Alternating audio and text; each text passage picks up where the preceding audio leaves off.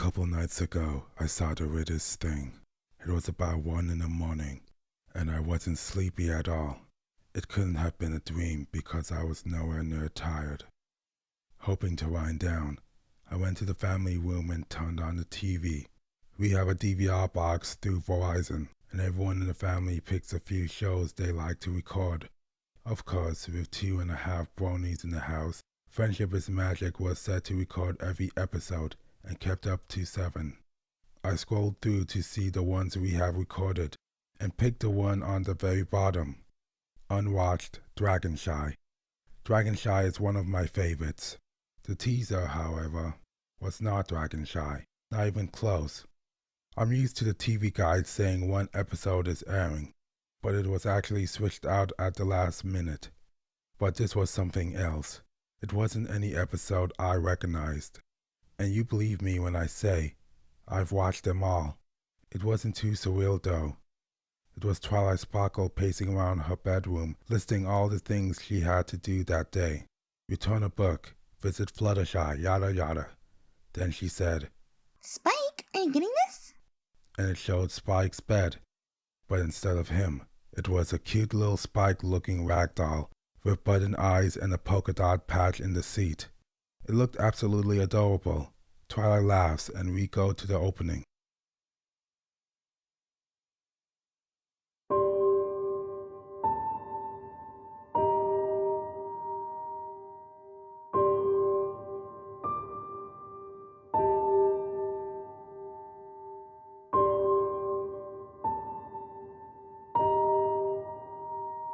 To further confuse matters, the opening music was the enhanced Season 2 song, but there was no train or anything. It had the video of the Season 1 opening, so much for placing it in the timeline, unless this was a leaked Season 3 episode, and they were done pushing the train toys by that point. After the opening there were commercials. I fast-forwarded through them, but from the looks of it, they were all normal commercials. Then the show came back to show Twilight in Sugar Cube Corner, the Spike doll on her back. The title was Half-Baked Suncakes. Twilight was pacing back and forth, giving some plot exposition about how they were making special cupcakes for Princess Celestia to thank her for letting Twilight stay in Ponyville with her friends. Pinkie Pie is supposed to be making them. Then Twilight would use her unicorn magic to take some sunshine and put them in the cupcakes, making them suncakes. Twilight was all alone, but she was talking like she was talking to her friends. Then she started reacting to something that wasn't happening. From what I could gather, Twilight suddenly realized the cupcakes were missing. She began looking around and asking questions, and it was then I realized that she was talking directly to her friends who weren't there. She was responding like they were talking to her. She was responding like they were talking to her too. It made it hard to follow, and I can't remember much of what she said, but it would be like this, for example. Twilight says, Fluttershy, where have you been all day? And normally Fluttershy would say something like, Oh, I've been taking care of my animals all day. Then Twilight would say, Oh, well, give Angel my best then. Except here she would say, Fluttershy, where have you been all day? Then pause for 3 beats. Enough time to register a significant pause, but not actually long enough for another pony to say anything meaningful. And then she would say, Oh, well, give Angel my best then. Twilight moved and acted like there were other ponies on screen. And in fact, the camera was positioned so that other ponies should have been in the frame, but it was just Twilight. Anyway, I think Pinkie Pie started panicking because Twilight kept telling her to calm down, that they would find the cupcakes.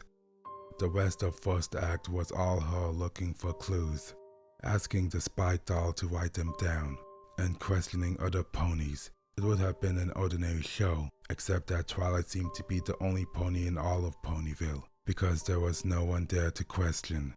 She began to get flustered, but the cute kind of flustered like at the end of Look Before You Sleep, not the creepy flustered from Lesson 0. There were plenty of jokes and cute moments, but I was too busy trying to figure out what I was missing, besides every other pony in existence, to retain any specifics. Finally, it was time to go to Canterlot. Even though the cakes were still missing, Twilight looked nervous. She was afraid of what Celestia would say if Twilight arrived empty-handed, after promising a surprise. After the commercial, she was already in Canterlot, and Canterlot was abandoned too. She walked up to the castle and around the palace grounds, stopping to introduce her friends to old guards and palace workers she used to know. Again, Twilight was the only pony. Then, when she got to the throne room, her ears drooped, her tail hung. I went, "Daw," and she went inside. She apologized for not bringing the cupcakes. She promised she tried her hardest to find them after they disappeared, and she was sorry she let Celestia down. I don't know what invisible Celestia was saying to Twilight, but whatever it was, she slowly started to lift her head up. Her eyes brightened and her tail stopped hanging. She looked happy. Then the music changed, like they were starting a musical number. Hot dog, a sneak preview of a new episode, and a musical number. It sounded incredibly familiar, and after the first few bars played, I realized it was, no kidding, Schubert's Ave Maria, only, if it were arranged by Daniel Ingram. Twilight was singing, and I swear it was Tara Strong's voice, not Rebecca Chauchet. The whole song was accompanied by some of the most beautiful imagery I've ever seen animated in Flash. It panned over valleys colored with wildflowers, up mountains blowing with wind and a cave belching smoke, down to the ocean waves that, when they broke on the shore, made a faint rainbow appear.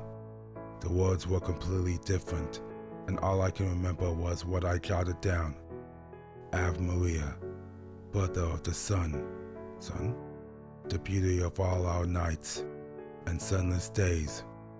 Ave Maria, heaven's bride. When it was over, we faded back to Twilight at Sugar Cube Corner. She was laughing, and I gathered that she had just found the cupcakes. She explained Mrs. Cake had taken them out of the oven and turned it off. Flustered with all the work, and the new twins thought that they needed to go in, so they had been sitting in the oven this whole time. Twilight laughed, saying it was a good thing the oven wasn't hot. It looked like a gas range, and she flicked the switch on the stove. It didn't light, but she acted like it did. And then came the letter. Dear Princess Celestia, Something. good friends help you. Because when more people help you, everyone's share of the work adds up to less than it would happen alone. And a good friend understands when things don't always go the way you expect. And this struck me as sweet that she was calling Princess Celestia a friend. Did you get all that, Spike? She asked the Spike doll. It sort of flopped off her back, and she laughed. Then the creepiest goddamn thing happened. She stopped, and her face had this look of complete heartbreak. It was like when Pinkie Pie thought her friends didn't want to come to her party. It was like your face the first time you finished My Little Dashie. She sat down, a look of despair and ultimate sadness in her eyes, now watering. Sad stock music played in the background. The camera pulled back, showing her sitting in empty Sugar Cube Corner, then fades to outside, still pulling back to show all of empty Ponyville into the clouds. Then, My Little Pony, the credits started and startled the crap out of me. There was an ad for Pound Puppies, some commercials, the first minute of family game night. Then the recording was over. I was so confused and weirded out that I didn't even want to think about it. I just flipped channels until I found Will and Grace or something. Something that I knew was behaving like it was supposed to, and watched that channel until I fell asleep on the couch.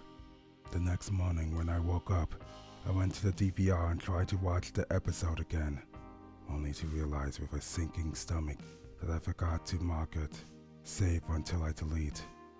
And this morning's showing of the Cutie Parks had pushed it off the DVR. It's gone. Well, no worries, right?